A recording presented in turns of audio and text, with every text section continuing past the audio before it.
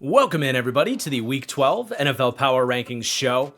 I can't believe we're already kind of in the home stretch here. We're 2/3 of the way through this season. Things are really shaping up, and these playoff races are really heating up. So I'm excited to break down the rankings here as we approach Week 12 and beyond here. If you could, please do me a favor and hit that like button before we get started. It's a free and easy, quick little thing that really does support my channel. And make sure you subscribe so you don't miss my weekly power rankings on top of all of my other NFL analysis. Going to be getting into some draft stuff pretty soon here as well. Very much looking forward to that. I know about 10 teams whose seasons are over that are also looking forward to that. But without further ado, let's talk about some of those teams whose season is over. Beginning at the bottom tier, the booty tier, the Tennessee Titans hold on to that bottom spot. The defense did keep them around this week, and Cam Ward put together a nice game-tying drive, and I do think losing close games is probably in your best interest if you're a Titans fan right now. Then I have the Las Vegas Raiders actually falling 5 spots in the power rankings. Their offensive line woes have really started to reveal itself as one of the bigger problems any team is dealing with right now. Earlier in the year, Geno was really struggling. Now I just kind of feel bad for him. He doesn't really have a chance right now behind this offensive line with Jackson Powers-Johnson out. Colton Miller's been out like this whole season. No one's even really talked about the fact that they haven't had their franchise left tackle out there. Their defense can't cover anyone. They can't tackle anyone. This team is really quite bad right now. I wonder if Pete Carroll's going to make it through this season. Then I have the New York Jets at number 30. They maintain this number 30 ranking, though they did get better this week, benching Justin Fields, going to Tyrod Taylor. Then we have the Cleveland Browns at number 29. They are going to climb up a couple spots, looking competent this week against the Ravens. Got to tip my cap to Myles Garrett, man. I didn't know if we'd ever see a defensive player of the year on a 2 or a 3-win football team, but that's really where we're headed right now with the Browns. Myles Garrett basically not giving the voters a choice this year as he's on pace to break the sack record. I do want to continue to put pressure on Kevin Stefanski, which that's been a narrative now for multiple years. He's been like the opposite of the quarterback whisperer in Cleveland. Broke Baker Mayfield, Deshaun Watson. We saw what he looked like when he played for this team. Even this year, Joe Flacco looked way better when he left this offense. Dylan Gabriel has accomplished basically nothing here. And then Shedeur Sanders steps in. Look, I'll leave it to ESPN to yell about Shedeur all week. I don't really care. But he looked horrible stepping in. The idea of Kevin Stefanski as this offensive guru and hell, a head coach candidate for someone else, throw out the fact that he's got 2 Coach of the Year awards somehow in this decade. I wouldn't want anything to do with him. This offense just hasn't been able to get it going for a long time now. But then at number 28, the New Orleans Saints didn't lose this week. They were on bye. Then we have the Washington Commanders at number 27. They're going to stay put after they went out to Spain and didn't embarrass themselves, but they fall to 3-8 in their hellscape of a season. And then the New York Giants climbing up 3 spots, showing some heart this week against Green Bay, almost pulling off that upset. The run game and the offensive line especially is probably something we haven't talked enough about, considering, Jackson Dart and Scadaboo earlier in the year were such the big narratives with this team. Brian Daboll getting fired. They've got the D-line. Quietly, this offensive line has played the best in the quote-unquote Brian Daboll era, although that's obviously over now. And I thought Kafka did a good job pushing the right buttons offensively for this team. And that's something to keep an eye on. I don't think it's crazy that either Kafka is viewed as a head coach candidate or that the Giants might be in a position to go after maybe a Jesse Minter or a Chris Shula, get a defensive coach to get this talented D-line to play up to their potential and the defense overall. And then you kind of keep that continuity with Kafka and Jackson Dart. You don't really have to mess with his development. I kind of like that as an idea moving forward for the Giants. But that is going to wrap up the bottom tier here. I do have 6 tiers this week, so let's get to my 5th tier. This is the frisky tier. Arizona, I guess, hanging on to this placement by a thread. they are obviously at risk of falling into that booty tier. They've played some tough teams the last couple weeks, and they've let these games get away from them. I was curious to see where this team's season was going to go after they went into Dallas and won with Jacoby Brissett. Well, the defense has fallen apart, and Jacoby can't stop turning the football over. That's not what you want to see. It's starting to feel like we're going to be trending back towards Kyler Murray for this Cardinals team at some point after all of that narrative. But yeah, it's a -2 for Arizona, and this season it's a lost cause at this point if it wasn't already. Then the Cincinnati Bengals at number 24, they fall to 3-7. Not quite the frisky week for this offense you could hope for. Too many field goals. You get the pick 6 in there. Just a step back from Joe Flacco, who basically has had to play perfect football for this team to win. And obviously, that wasn't going to be the case this week as they lose to the Steelers. And the hopes of a Joe Burrow playoff surge, I would just stash it on the back burner. If Joe Burrow wants to play and entertain his fans, that's great, but this team's not making the playoffs, and even if they do, who cares? This defense is horrible. Then we have the Falcons at number 23. Such a frustrating team. They lose second overtime week in a row as they fall to 3-7. Not a good day for Raheem Morris and Jeff Ulbricht's defense, just letting guys get wide open, allowing Bryce Young to bounce back after losing to the Saints, throwing for over 400 yards against you, guys just running wide open. T-Mac making a fool out of your secondary, which I think he's going to be doing a lot of that over the course of his career. But the defense takes a big step back this week in a game that really was a must-win for not just this team's season, but I think for Raheem Morris and his job because, and you can tie this to the GM as well, Terry Fontenot. They really, I think, put it all on the line when they traded that first-round pick to the Rams, saying, we need that pass rusher. That's our missing piece, and we're going to go and be, at least a capable team. When you make that trade, you can't be given a top 10 draft pick to the LA Rams, your old team, if you're Raheem Morris.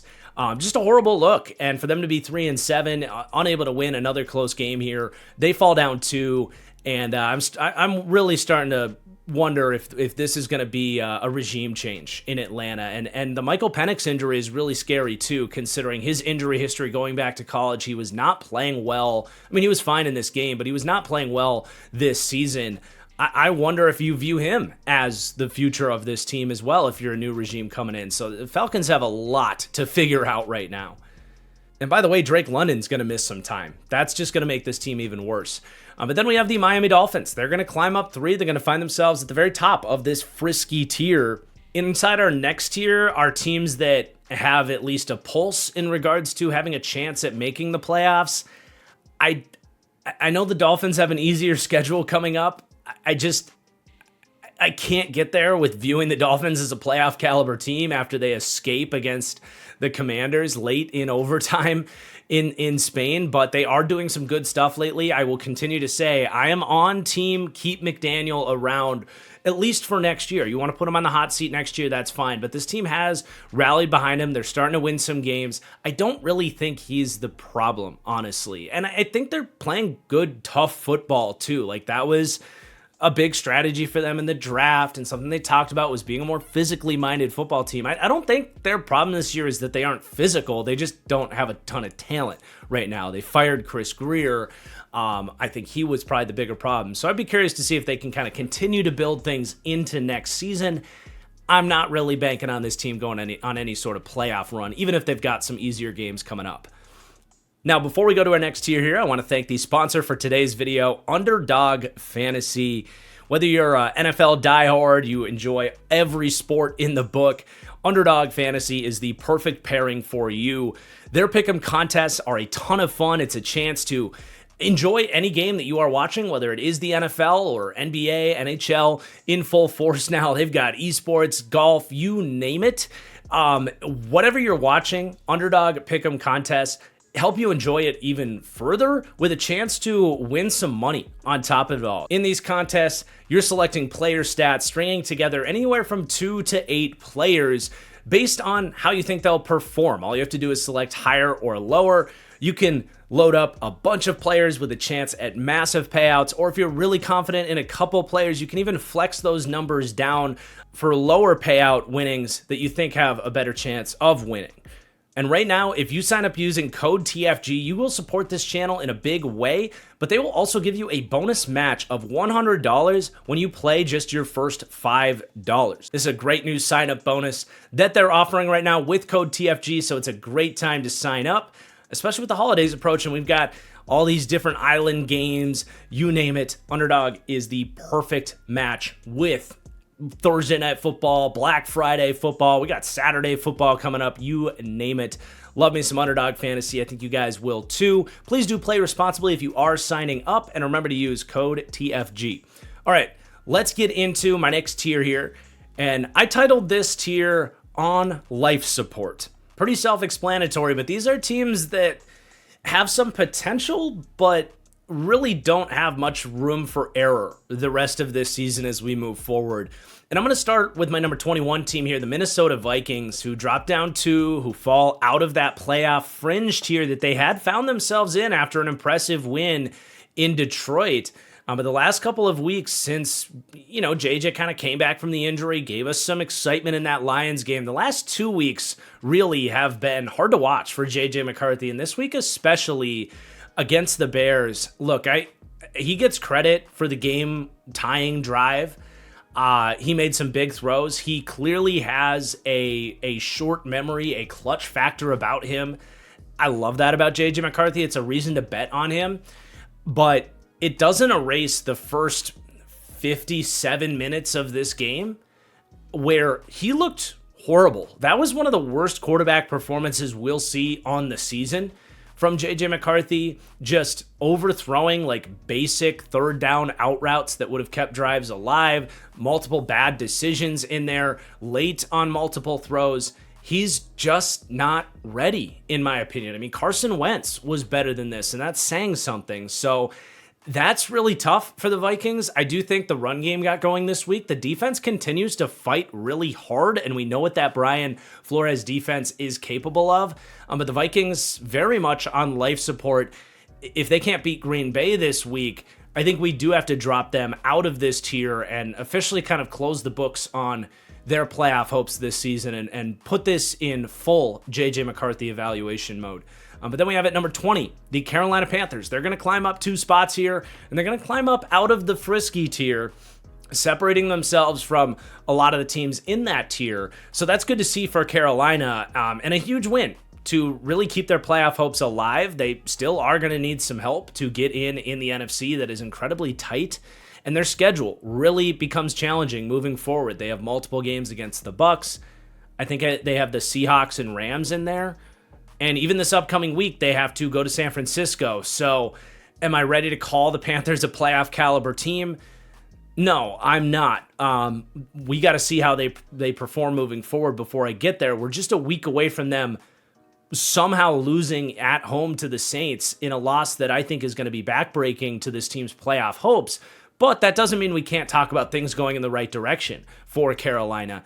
This week it was the offense. Bryce Young, every single time it feels like he gives us a reason to say he's not the guy, they've got to move on. Last week against the Saints, it really had that feeling to it. He bounces back with, in the biggest of possible ways, an amazing performance in Atlanta, throwing for over 400 yards. There was some good play extension in there. There were on-time throws down the field for like explosive passes. There was everything in there for Bryce Young. And that was on a day where the run game wasn't dominant. The defense wasn't able to keep teams and the score down, so great week for Carolina, of course. They really have Atlanta's number here. They're going to get some love here, but there's still a lot for this team to accomplish before we start to put them into the conversations with other real playoff contenders. Then we have the Dallas Cowboys at number 19, a dominant performance against the Raiders. Really, like after a slow start where they kind of sent a message, it sounds like, by benching both of their starting wide receivers. That's obviously a huge part of what they do for the first drive. But then it was just all go for Dallas. And it was really fun to see this defense that obviously has had their outrageous struggles to begin the season. But I think the broadcast did a really good job highlighting the fact that this isn't the same Dallas defense that we saw. They have like 6 new starters out there with Overshown and Ravel back healthy. I think they said Malik Hooker was returning from injury, and then they, of course, added at the deadline, getting Quinnen Williams, who was a monster against the Raiders. Logan Wilson, who maybe didn't have the best day, but still maybe better than what they had at linebacker beforehand. So if they can just give Dak ample defensive support, and just like in this game, the offense had a slower start, but the defense was able to shorten drives, keep them, get field goal drives on short fields, and then let the offense kind of wake up. This is a team that can be a playoff caliber team. It's just a matter of, is it too little too late? But I certainly wouldn't want to play the Cowboys right now. I know that for sure. So they look good. They get a +2 and also climb out of the frisky tier. But now I am going to go to our next tier. This is the playoff fringe category. Teams that still definitely have to execute and have some questions about them that they need to answer, but for the most part are in a pretty good position to get into the dance. Obviously, not all of these teams will make it. Not all of these teams will execute and finish the season strong, but these teams are all in a good position and have some good things going on. So the Jacksonville Jaguars at number 18, they get the biggest of wins against the Chargers as underdogs. I think a lot of people were picking the Chargers after last week. The Jags blew it against the Texans, and the Chargers boat raced the Pittsburgh Steelers last week. Well, forget about that. This week, it's the Jaguars running all over the Chargers, putting up 30-plus points, and a defense that was utterly dominant against Justin Herbert and that passing attack. Just a huge day for the Jags to kind of get some of that hype back from the start of the season, where I had them in the top half of the rankings. I made a video about them. And they got back to what made them good at the start of the season here in this game, which is running the football and playing great defense. I think those are the two strengths of this team. Their passing game, I just don't think it's going to get there this year. I don't. Trevor Lawrence is too inconsistent. These receivers are too inconsistent. But what they can do is run the freaking football and play some defense when they're fresh and the offense is controlling the clock the way that they did. So huge day for Jacksonville. They get up into the playoff fringe tier. And then the Chicago Bears at number 17, they climbed to 7-3. One of these weeks aren't going to give Bears fans a heart attack. I think at this point, if you're a Bears fan over the age of like 35, you might want to go get your heart looked at, because it feels like every single week it's going to come down to the last 2 minutes and this team's going to have to pull it out. But to their credit, they keep doing it. And Caleb clearly has a clutch factor. Colston Loveland clearly has a clutch factor. This defense continues to get turnovers. Like, they are incredibly opportunistic at capitalizing on mistakes. It wasn't in the cards for the Bears to climb in the rankings this week. Everybody, like, right ahead of them won, and it just didn't quite feel right to me. But the Bears keep doing good things, man. And this was their most impressive win on the season in Minnesota. Not an easy place to win. Flores' defense was doing a good job to pressure Caleb and make that offense uncomfortable. I do still think this team has a lot to prove in terms of showing us that they are like legitimate contenders in the NFC. They've already accomplished what you could have hoped for from the Bears, where Caleb's progressing. The Ben Johnson hire is clearly a slam dunk. I think the defense is settling in with Dennis Allen, who I think the world of as a DC. But now with the schedule really heating up, we're going to get a look at just how real the Bears are. They still haven't beaten a team with a winning record. They have a negative point differential on the season. All these games keep coming down to the wire. I think they have their imperfections, but Bears fans got to be feeling on cloud 9 right now, and they are actually in first place in the NFC North as of this week. But then we have the Pittsburgh Steelers at number 16. And honestly, like, at first, I had the Bears jumping the Steelers, but then I thought about the way the Steelers won, and it's like, I know the Chargers game was a disaster, but the Steelers are playing much better football as of late. I think this is a good football team, and the fun thing is we get to see these two teams play this week. Now, we'll see what Aaron Rodgers and his health is going to look like. I don't know how much that's going to matter. I feel like Mason Rudolph has settled in as like a really nice backup. He stepped in this game against Cincinnati and really helped this team pull away after it was the defense early, getting the pick six, holding the Bengals to field goals that really set up this win. For Pittsburgh, I think the bigger injury maybe to monitor is actually Jaylen Warren, who's been just fantastic this year. I know he left this game early, but the fact that the Steelers' defense has really turned it on, and it's a unit that I do have faith in. I really do. I think some of the additions they've made throughout the course of the season in the secondary are working. Jalen Ramsey back to safety is nice. This pass rush is one of the best in the league, so they don't need perfection offensively. They do maintain this 16th ranking, but it was a big win against a Bengals team that beat them just a few weeks ago. To show those defensive improvements in that short period of time is really encouraging if you're a Steelers fan. And things are going to get interesting in that AFC North. The Steelers have a game lead on Baltimore. I haven't ranked Baltimore yet. I do think they're the better team, but I think the Steelers, as frisky as they are, have a chance to fend off Baltimore and still win this division, but it's got to keep it up this week against that number 17 ranked Bears team. Big game this week right there in the middle of the power rankings. But then I have the Houston Texans at number 15. They are going to fall down one spot as another team yet to be revealed was more impressive this week, getting their quarterback back. But the Texans, who didn't get their quarterback back this week, hung on for dear life against the Titans on the heels of their defense. I know it's not an impressive win against Tennessee, but anytime you can get a road win with your backup quarterback, that's still a big deal, frankly, as bad as the Titans are. And for the defense to be as dominant as they are. I mean, Will Anderson, if not for Myles Garrett, might be the defensive player of the year this year. He's just incredible. The fact that he has Danielle Hunter opposite him and this secondary and an amazing coach in DeMeco Ryans. This is a scary unit.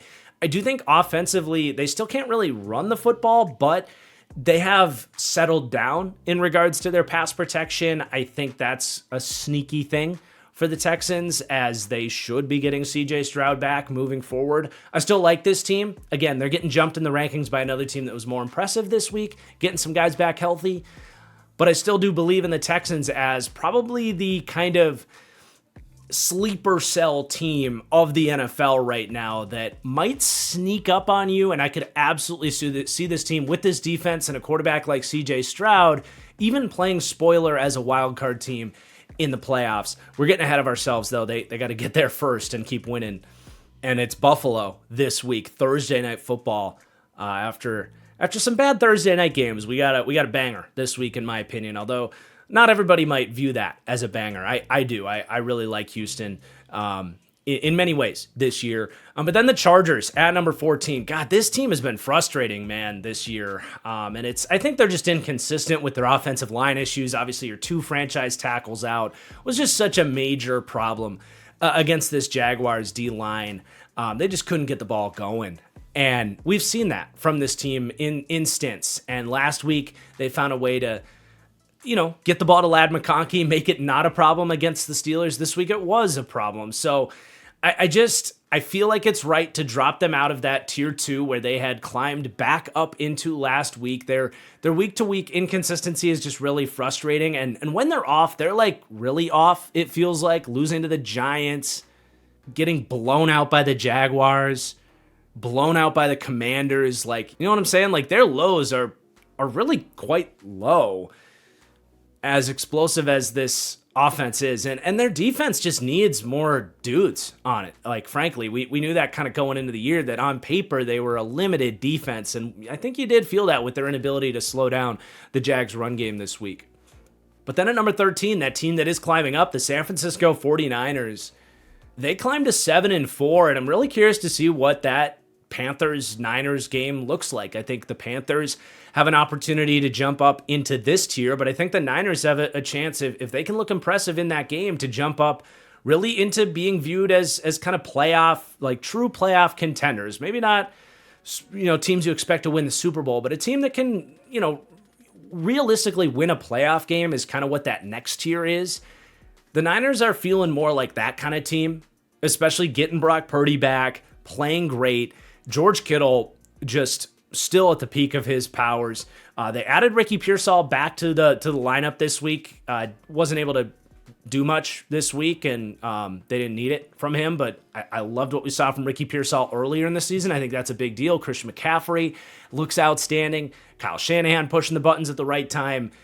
And as long as defensively they can just kind of do what they did against the Cardinals, which is capitalize on mistakes, hopefully force a turnover or two, kind of play that off-zone style a little bit, and bend don't break style defense. Jacoby Brissett breaks the completion record this week as he's just kind of taking underneath throws. And the Niners were okay with it because they just kind of let the Cardinals bleed out, knowing that the offense was going to be able to answer back. That's a unique game script. I don't know if they can do that against better football teams, but I do like the direction this team is headed. And it's just, if any year Kyle Shanahan is going to get his much-deserved Coach of the Year award, I would think it would be this year with all the injuries they've endured. If this can be an 11 or a 12-win football team, I think we give it to him. But with that, we are going to jump up to my second tier here. These are those playoff contenders, teams that, again, I think have realistic hopes to win a playoff game.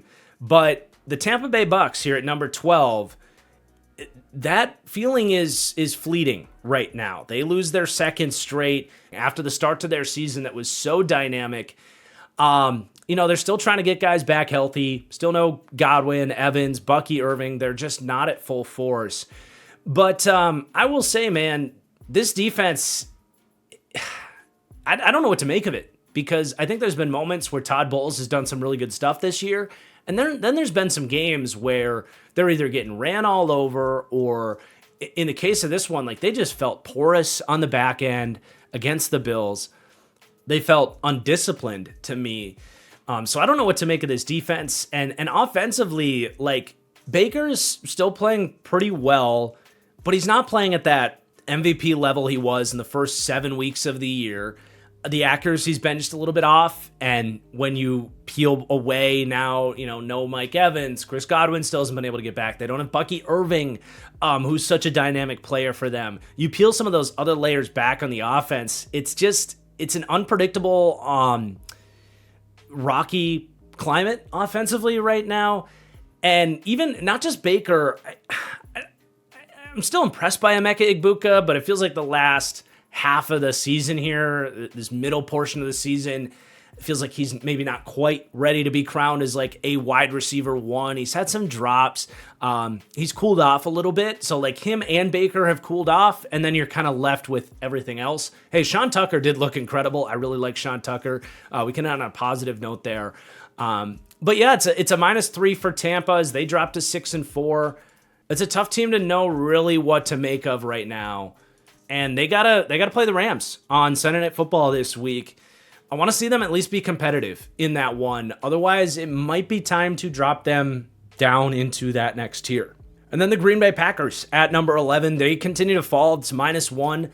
Yes, they beat the Giants, but this was not an impressive performance for Green Bay. You certainly expected more from this defense against Jameis Winston and this Giants team with no Darius Slayton, on top of obviously no Neighbors and all the other stuff they've got going on. It was really like the run defense. It felt like they were giving up 4 or 5 yards a pop. And I don't remember a defense. This is such a weird defense because you think of that pass rush and Micah Parsons and feel really good about that side of things. But I don't remember a defense like this where their critical issue is the defensive backs' inability to play the ball. Not that they're porous, like not that they can't cover. It's that they're always in position, yet they always seem to give up the play. I can't tell you how many times these Giants receivers, whether it was Isaiah Hodgins or Theo Johnson, Wan'Dale Robinson, just making tough contested catches at the point of the catch. And that's been the Packers all season long, is just not able to disrupt balls when they're right there. And then 4 drop picks on top of it. These issues in the secondary just keep compiling. They've shown that even if you're under pressure, if you're the quarterback facing this defense, just let it ride and let your receivers make plays on these D-backs, and you can get some real vulnerabilities against this Packers defense. That on top of the fact that they struggle to stop the run this week, it's just there's ways to attack a defense that in other parts of the season has been spectacular. On a plus side for Green Bay, Jordan Love was sensational this week, and I don't think it's a huge stretch to say he might have saved the Packers' season this week with an outstanding performance, where obviously the defense had their struggles, but countless drops by these Packers wide receivers. Don't love to see Romeo Drops make his return when all they need is guys to step up. Right now in their pass catching unit after losing Tucker Kraft, luckily this week it was Savion Williams with the huge catch in this one out of nowhere. I don't know if he can repeat that one moving forward, but at least for the Packers, Jordan Love played better this week. You definitely need that moving forward. But it's a -1 for Green Bay. This was not an impressive win in New York. And then the Kansas City Chiefs, their fall continues, -3 for the Chiefs. They fall to 5-5, and I don't know if this is still too high. I mean, the Chiefs are in this dangerous territory where I don't really know what to do with them. They were competitive in their loss against Denver, close game and all that. This team has just built up so much benefit of the doubt over the years, but at some point they got to start winning some football games, man. I mean, they fall to 500 on the year. They're at risk of missing the playoffs if they slip up a couple times, and you can't start slow offensively like that. It feels like they've almost gone, and I'm curious what Chiefs fans think of this, they've almost gone too far in the other direction with all these vertical threats. Like for multiple years, this has been such a dink and dunk, low explosiveness type of offense. Well, they get Hollywood Brown back healthy. They add Tyquan Thornton to the mix, Xavier Worthy. Now it's like they come out and Mahomes just wants to take these deep shots. It's actually not where Mahomes is at his best. He overthrows deep wide receivers more than any elite wide receiver, elite quarterback in the game certainly does. And then you end up in all these 3rd and longs against a tough defense. But I don't know. I really don't know what to make of the Chiefs. I still, it's hard to pick against them any given Sunday. But like I said, they got to start winning some games and figure out what that missing piece is. I still can't believe this team didn't give up a pick for Breece Hall, because I think they could have a great run game if they just had a decent running back, and they could lean on that a little bit more, but that's not where they're at.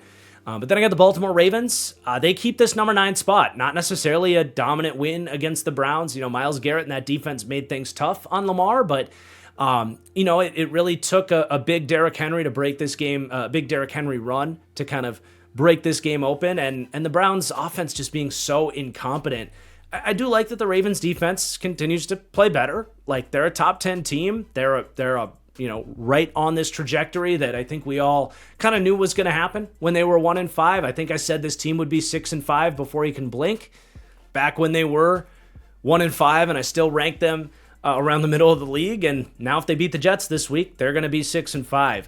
But then I have the Denver Broncos at number 8. I have a feeling Broncos fans still aren't going to think this is a high enough boost for them. They climb up 3 spots in the rankings. I'm doing what I can for you, Denver.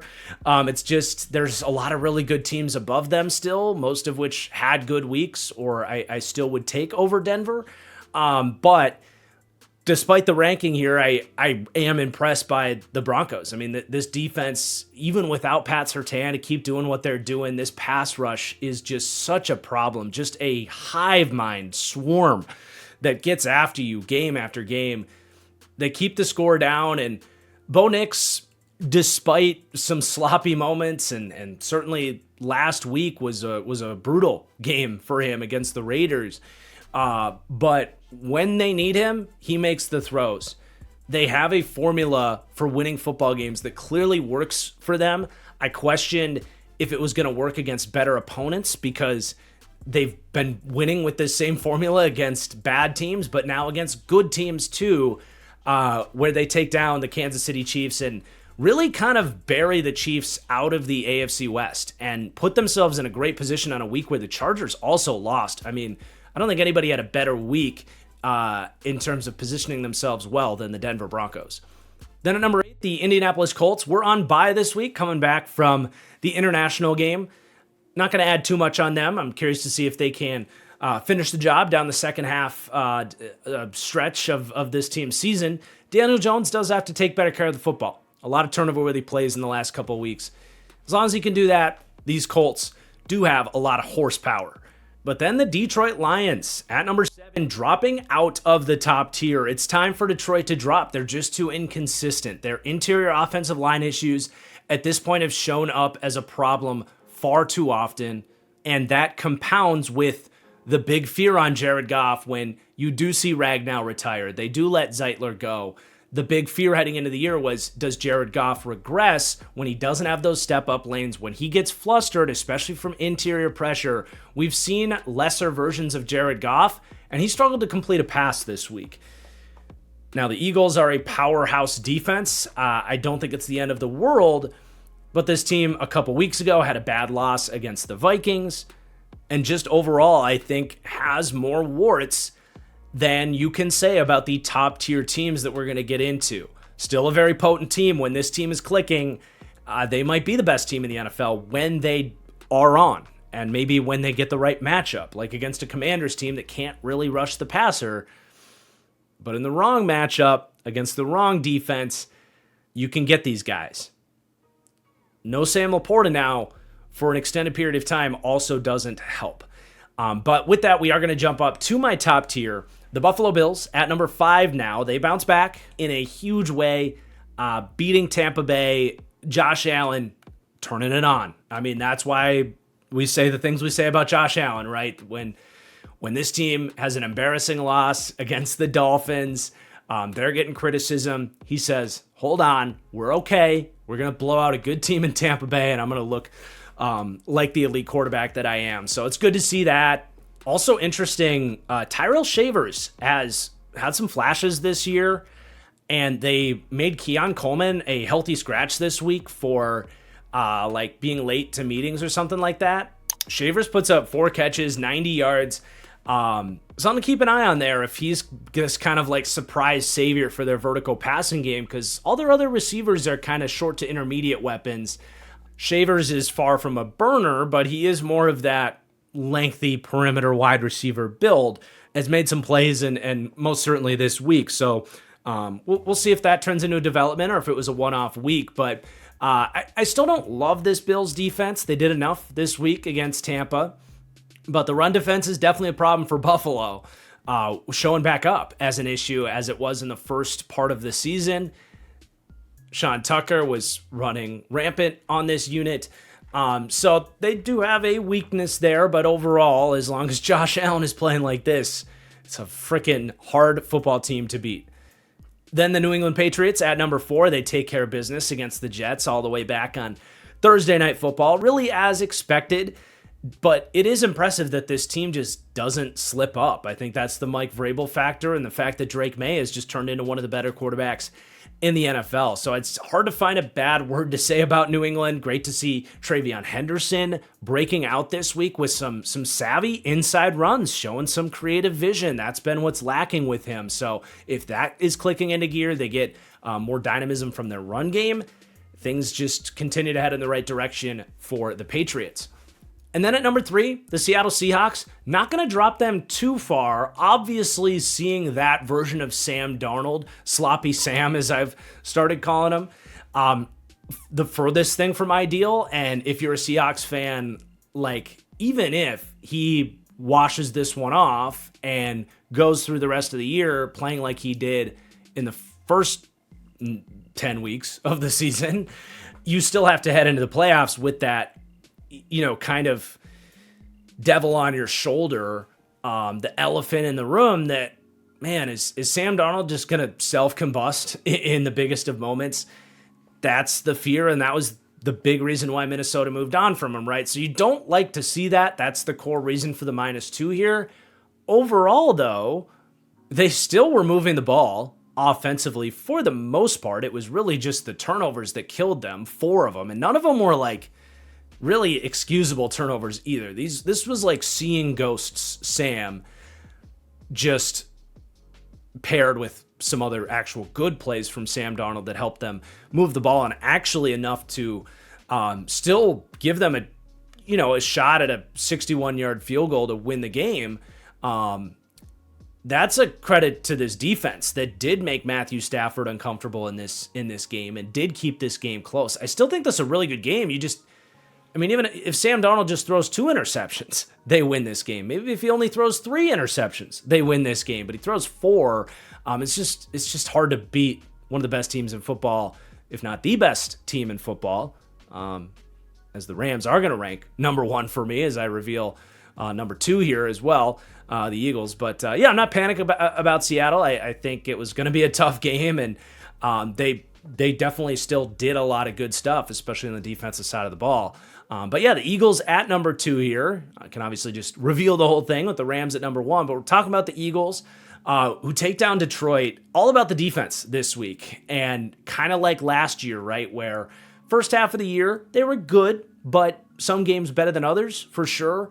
But Vic Fangio adding a little bit at the deadline and figuring out where the best spot, how to properly align this defense, getting everybody on the right page, turning into a true championship caliber defense. And just like last year, when this team plays like this, obviously Jalen Hurts and A.J. Brown find a way to steal all the headlines, but it oftentimes doesn't even really matter how those guys play when you have a defense this dominant. The Jalen Phillips edition has been fantastic. The D-line's getting after it. They have definitely the deepest, I would say, best linebacker room in the league. You have a top 5 guy in Zach Bond, and then they have a problem that I thought was unthinkable in the modern NFL. This is because Howie Roseman's your GM. You have a defensive rookie of the year candidate on one hand in Jahad Campbell, and Nakobe Dean on the last year of his rookie deal playing for an absolute bag this offseason coming off the injury. And it's like, what a problem to have if that's your LB2. And then you have an amazing secondary that only got better at the deadline. Obviously, Jair steps away, but Michael Carter added into the group. So as long as Jalen Hurts doesn't turn the football over and Saquon Barkley is able to run, he looks better too. Like they can really just kind of get back to what they did last year if they want. I think they probably make things harder on themselves with the play calling offensively. It's not necessarily the best world to live in where you're kind of leaning on winning 20-17 and 17-13, but they can do it because this team is just really hard to knock off. And then you have the Rams at number 1. Far from a perfect game, right? I think Seattle was uniquely equipped to slow down a lot of the 13 personnel stuff that this team has been doing, all the play action stuff. Because Seattle has a guy like Nicky Manwari that can play that big nickel and match up with an athletic defense against those types of looks. And Seattle just has a great run defense. So they did a good job taking away some of the stuff that's been kind of the backbone of this Rams offense. But they made enough throws, and the defense really won this one for the Rams. They did force those Sam Darnold turnovers by creating pressure up front. And that's a huge reason why the Rams deserve to be number 1, because we talk about this offense a lot, but this defense with Chris Shula and this D-line and an opportunistic secondary is exceptional. And they've stopped the run so much better this year than last year's Rams. They're such a complete football team. They very much earned this number 1 ranking this week at the top of Tier 1. But that is going to do it for the Week 12 Power Rankings show. Just a quick channel update. I will be working on studs and duds here really over the next 36 hours. We have 2 more divisions to do there for that player review series. Make sure you guys are checking out those episodes if you haven't yet. But either going to have one tonight, depending on if and when I get that done, or we might just have a double header tomorrow on it. So you can look forward to those studs and duds, and then we're going to be kind of turning the page to the second half of the year here with more great coverage on the season. Maybe starting some draft conversations, starting to take an early look at some of these top prospects at least, and then lots of other NFL content still to go as this season moves forward. But thank you so much for watching. Please do hit that like button if you have not already. Let me know what you think of the rankings this week, and I'll see you all soon. Cheers.